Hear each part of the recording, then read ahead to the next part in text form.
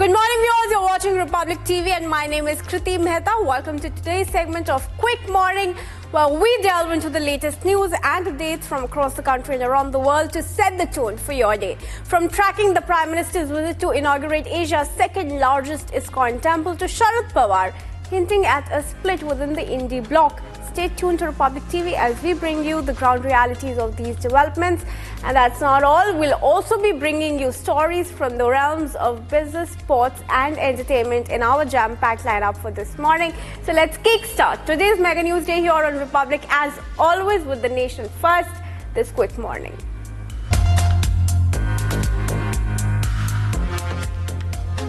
Prime Minister Modi will inaugurate Asia's second largest Iskon temple situated on 9 acres of land in Kharghar in Navi Mumbai today. The temple is dedicated to Lord Krishna and is named after Radha Madan Mohan. The temple complex includes different ashrams, a huge garden and a grand lake for boating. NCP leader Sharad Pawar hinted at a potential split within the Indie alliance, claiming that the opposition bloc focuses solely on national level elections with no discussions on state or local polls. Pawar also stated that discussions regarding Maharashtra's upcoming municipal elections would be held within the next 8 to 10 days to decide whether to contest together or separately. 5 FIRs have been registered against the Aam Aadmi Party for derogatory posts on social media against the Prime Minister. Now, this case has been registered for the posts made on January 9 and 10, in which the Prime Minister has been tarnished. Now, in an alleged that the photo of the Prime Minister has been presented in a morphed and fake manner in these posts. Through this information was spread, which was aimed not only at tarnishing the image of the Prime Minister but also at spoiling communal harmony in Delhi.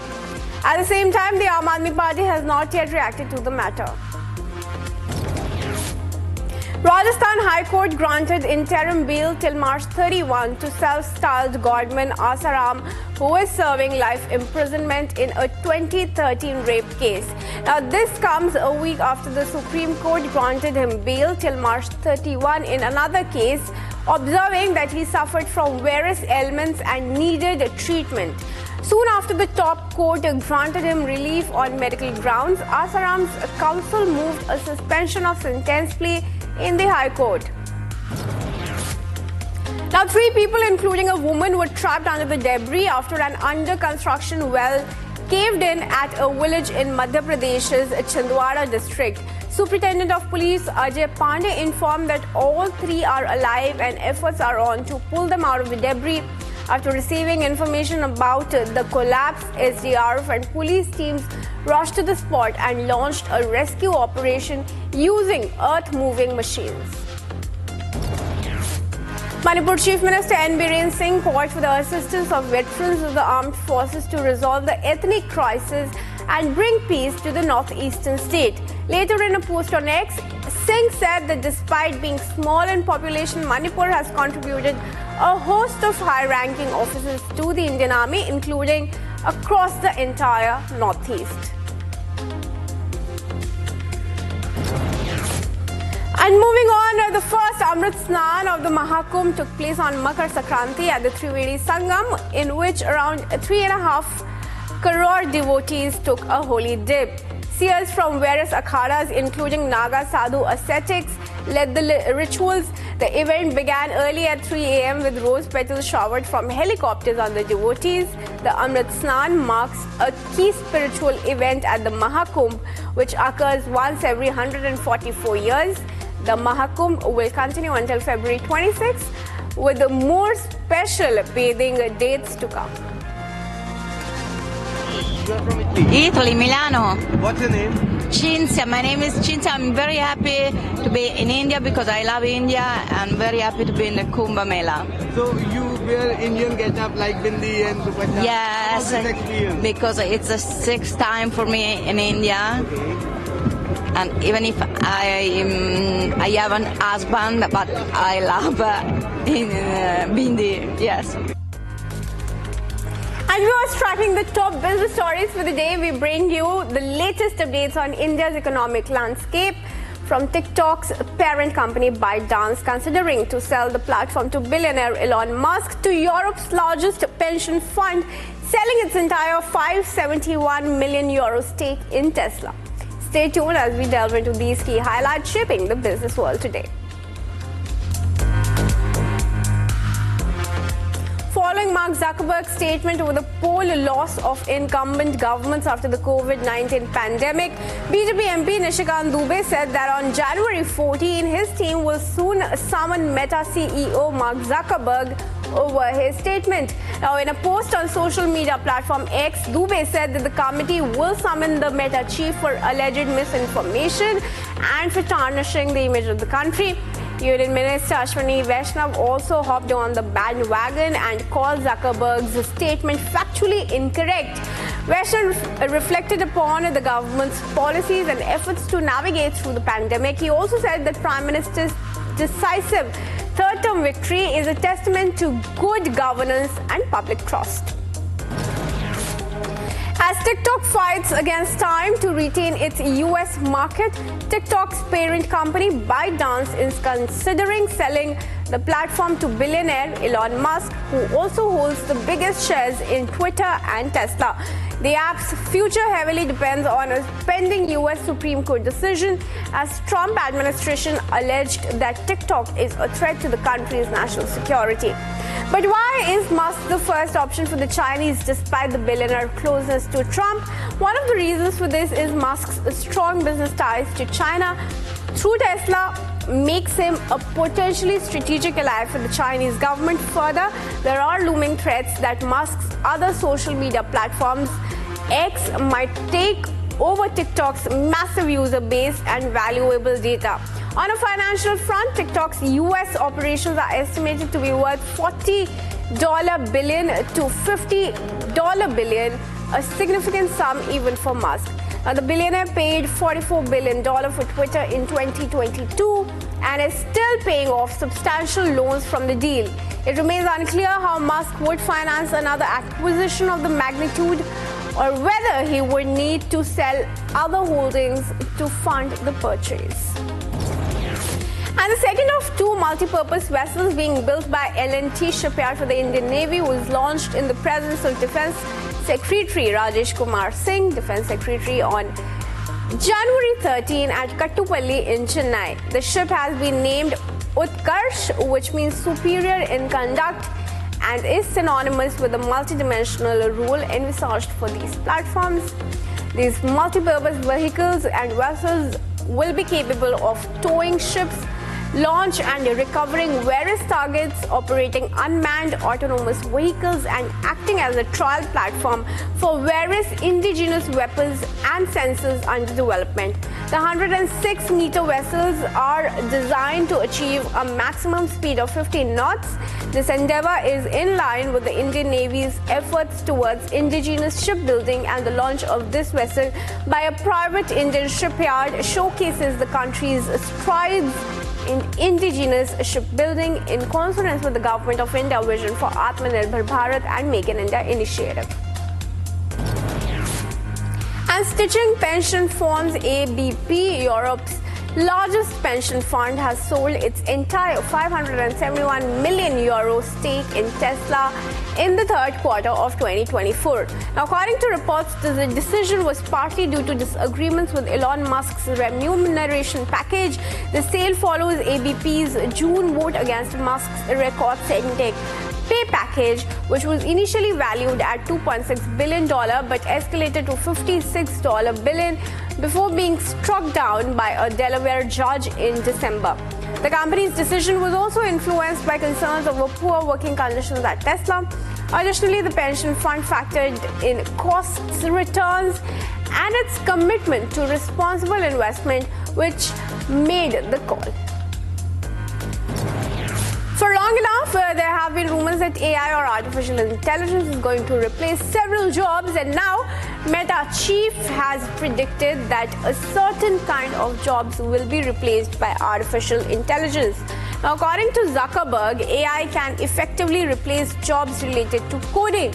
The CEO also shared that his company is looking at cutting down employees and not hiring new software engineers as they are aiming at increasing productivity with AI. The firm also confirmed that they will have less support engineers because they have an agentic layer.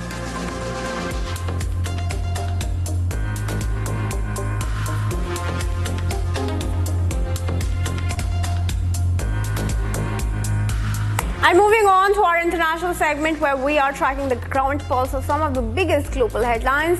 Today we delve into significant developments from around the world, from Hasina's niece resigning as UK Treasury Minister to Trump planning to visit disaster-hit areas in the Los Angeles. Stay tuned as we unravel the latest updates shaping the global landscape. The niece of Bangladesh's deposed former Prime Minister Sheikh Hasina, Tulip Siddiq, resigned as Treasury Minister to prevent her family collections from becoming a distraction for the work of the British government. Now, in her resignation letter, she pointed out that the watchdog had not found her in breach of the ministerial code and noted that she had not acted improperly. Pakistan and Bangladesh underscored the importance of their strong defense ties while agreeing to explore various ways to enhance military ties. The move came during Pakistan's visit by the Principal Staff Officer of the Armed Forces Division of Bangladesh. During the meeting, both sides of the delegations held extensive discussions on the evolving security dynamics in the region and explored further avenues for enhancing bilateral military cooperation. Sri Lankan President Anura Kumar Disanayak will hold talks with his Chinese counterpart Xi Jinping today, after which the two sides are expected to sign agreements. Upon his arrival, the president was accorded a ceremonial welcome by the Chinese military and was formally received by China's Deputy Foreign Minister. Now, this is Disanayak's second overseas visit after assuming office in September last year. During the state visit, Disanayak is scheduled to participate in several key engagements and undertake field visits focused on technological and agricultural development, as well as initiatives aimed at poverty alleviation. And as the wildfires continue to devastate Los Angeles, U.S. Speaker of the House Mike Johnson stated that there is a possibility that Trump may visit this city. Now, Johnson's comments came as he discussed supplemental legislation that may include disaster aid to California. So far, the ravaged fires have claimed the lives of 24, displaced thousands of others, and destroyed more than 12,000 buildings. The blazes started on Jan 7, fueled by fierce Santa Ana winds that have posed problems for the large forces of firefighters deployed across several areas of the sprawling city. So it's premature right now for anybody to say what that number will be or what the scope of that supplemental legislation would entail. I'm told, and I heard this morning as well, I spoke to President Trump about 90 minutes ago. I think he's planning to go make a trip himself to Southern California to see the disaster himself, and we will follow the administration's lead on this. But I will say that we have to make sure there are safeguards on the precious treasure of the American people. And just days before Trump's return to office, confirmation hearings for Donald Trump's cabinet nominees picked off was his controversial Pentagon pick, Pete Hegseth. Now, while some senators have indicated that they are all in for Trump's picks, others have withheld support for now, especially on some of his more controversial nominees. One of Trump's most embattled picks, Hegseth, faces allegations of sexual assault and excessive drinking but denies all these claims. Now, while thanking President-elect Trump for his faith in him, Hegseth has now vowed to foster a warrior culture at the Pentagon and also promised a change in himself. To bring back warfighting, if confirmed, I'm going to work with President Trump and this committee to, one, restore the warrior ethos to the Pentagon and throughout our fighting force. In doing so, we will reestablish trust in our military, addressing the recruiting crisis, the retention crisis, and readiness crisis in our ranks. And Special Counsel Jack Smith today invoked Trump's 2020 case which alleges that he tried to overturn the results of the 2020 election. He said that the evidence against the president-elect would have led to his conviction at trial if he wouldn't have returned to the White House. The Department of Justice's report, arriving just days before Trump's return to the office, focuses fresh attention on his frantic but failed effort to cling to power in 2020. Trump, on the other hand, responded with a post claiming that he was totally innocent and called Smith a lame-brain prosecutor who was unable to get his tried before the election. Today, an indictment was unsealed, charging Donald J. Trump with conspiring to defraud the United States, conspiring to disenfranchise voters, and conspiring and attempting to obstruct an official proceeding. The indictment was issued by a grand jury of citizens here in the District of Columbia, and it sets forth the crimes charged in detail. I encourage everyone to read it in full. NATO's Secretary General announced at a meeting on January 14 that the alliance is moving forward with a new mission. Termed as the Baltic Sentry, the mission aims at protecting undersea cables in the Baltic Sea region. The decision comes amid growing concerns over Russia's alleged destructive activity in the region. More than 90% of the internet traffic is secured via these undersea cables, and 1.3 million kilometers of cables guarantee an estimated 10 trillion worth of financial transactions every day, further emphasizing the importance of protecting these cables. The Baltic Sea is something that we need to defend. We need to be here. We need to show that we are capable of conducting sea operations. Charlie Dalen has done the impossible. The French national claimed victory in the Vendée Globe round-the-globe sailing race on January 14. Dalen managed to cross the finish line in a record-breaking 64 days. This is the second time this very man has finished the crossing line and broken records. As the sun rose on the horizon, Dalen crossed the line with his arms raised with a time of 64 days, 19 hours and 22 minutes to smash the course record of 74 days set in 2017. On the home stretch, the 40-year-old Dalen even sailed a few miles offshore of his hometown of Concarneau in waters he was well familiar with, having trained there for years. Like a true champion of the world, Dalen credited his success to his team and family.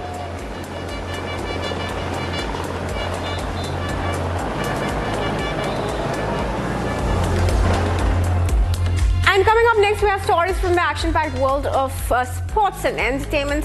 Sit back and we will be right back with you.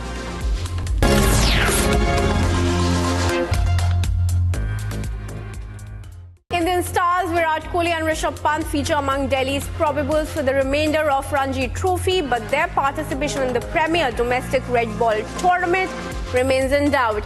Former Indian veterans Sunil Gavaskar and Ravi Shastri are among many who want the current crop of players, especially the struggling Rohit Sharma and Kohli, to play red ball cricket. Rohit's training with the Mumbai team on Tuesday piqued plenty of interest, but it remains to be seen if he would make himself available for the next round of Ranji Trophy matches.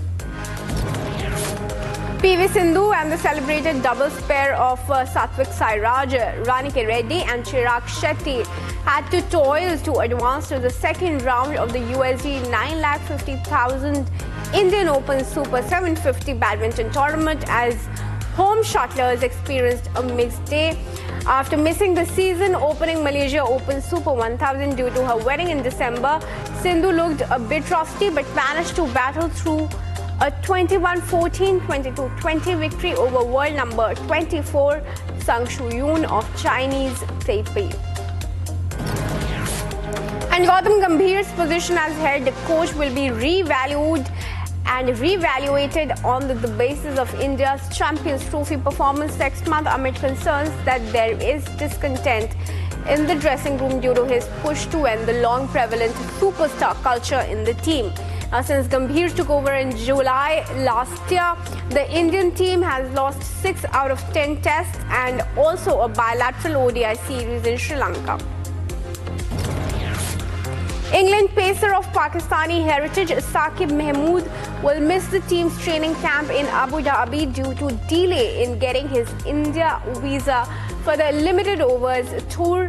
Mahmood is yet to receive his Indian visa, preventing him from joining the camp in Abu Dhabi as his passport is with the concerned authorities as part of the visa process.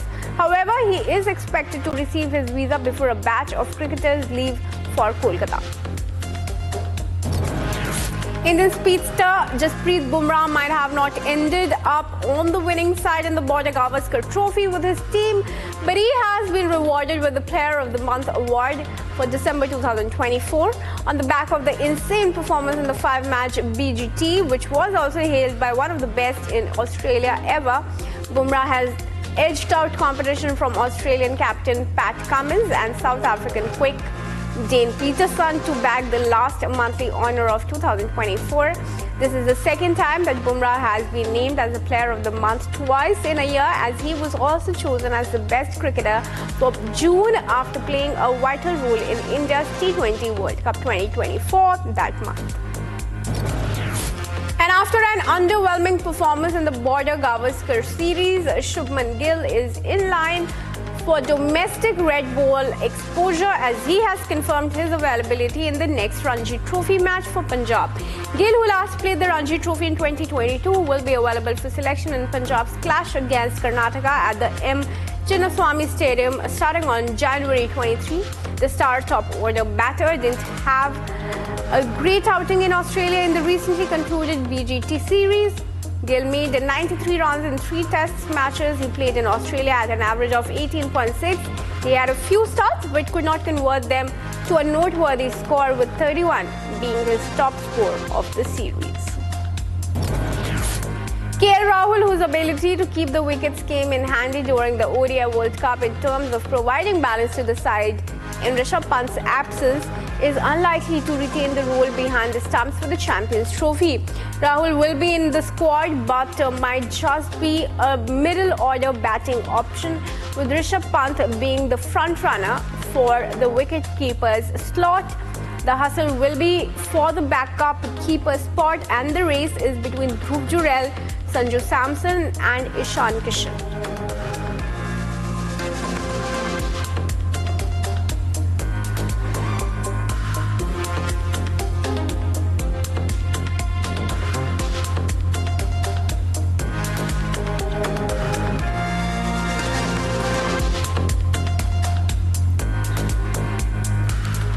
Viewers tracking the buzz, it's time to delve into the world of entertainment. Today we bring you the highlights from the national capital, where Prime Minister Modi was joined by badminton player PV Sindhu and megastar Chiranjeevi for the Makar Sankranti and Pongal celebrations.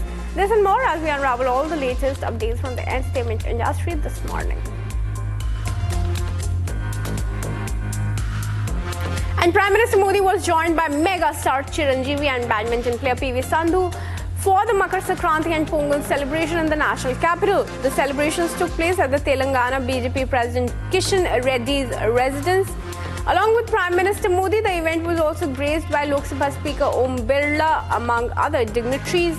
The guests commemorated the harvest festival by lighting the lamp and praying to the Almighty, allowing the puja ceremony. Singer Sunita enthralled the guests with a performance. Some other cultural events also took place at the celebration. Prime Minister also attended Pongal celebrations at the residence of Kishan Reddy. And on the auspicious occasion of the first Amrit Snan of Mahakumbh 2025, veteran folk singer Malini Awasthi took a holy dip in the Sangam. The singer expressed her happiness about attending the Mahakumbh on Makar Sankranti. Earlier in the day, UP Chief Minister Yogi Adityanath extended heartfelt congratulations to all the devotees who participated in the first Amrit Snan. The 67th Grammy Awards will stick to its schedule despite the California fires wreaking havoc in the US. Grammy's parent company, the Recording Academy, announced on January 13 that the show will go on. However, it will now aim at raising money for the wildfire relief. The Critics' Choice Awards, which were previously scheduled for January 12, have been pushed to January 26.